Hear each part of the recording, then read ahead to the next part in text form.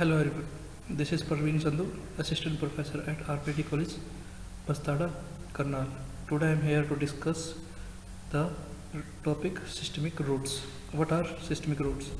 The drug administered through systemic route is intended to be absorbed into the bloodstream and distributed all over, including the site of action through circulation. What are the types of systemic routes? These are first one, oral.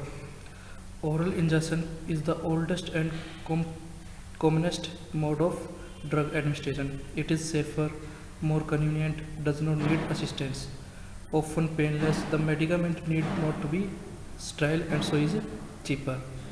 Second one is sublingual or buccal. The tablet or pellets containing the drug is placed under the tongue or cast in the mouth and spread over the buccal mucosa. Only lipid soluble and non-irritating drugs can be so administered. Rectal.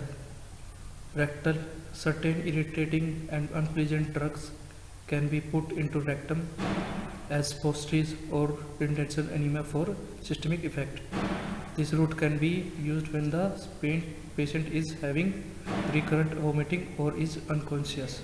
Cutaneous. Highly lipid soluble drug can be applied over the skin for slow and prolonged absorption. The liver is also bypassed. The drug can be incorporated in an ointment and applied over a specific area of skin.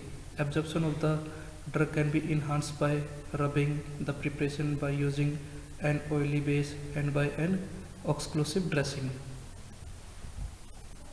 Inhalation. Volatile liquids and gases are given by inhalations for systemic action. Example, general anesthetic. Absorption takes place from the vast surface of alveoli.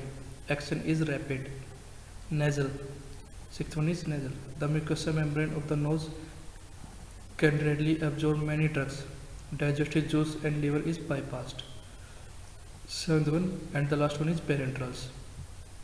Conventionally, parenterals refer to administration by injection, which take the drugs directly into the tissue fluid or a blood without having to cross the internal mucosa. The limitation of oral drug administration are circumvented. These may be of subcutaneous, intramuscular, intravenous, intradermal. First one, subcutaneous. The drug is deposited in the loose subcutaneous tissue, which is richly supplied of nerves. Only small volume can be injected. Self-injection is possible because deep penetration is not needed. Intramuscular. The drug is injected in one of the large skeletal muscles such as deltoid, triceps, gluteus, maximus, rectus, femoris. Intravenous. The drug is injected as a bolus or infused slowly over in one of the superficial veins. The drug reaches directly into the bloodstream and effects are produced immediately.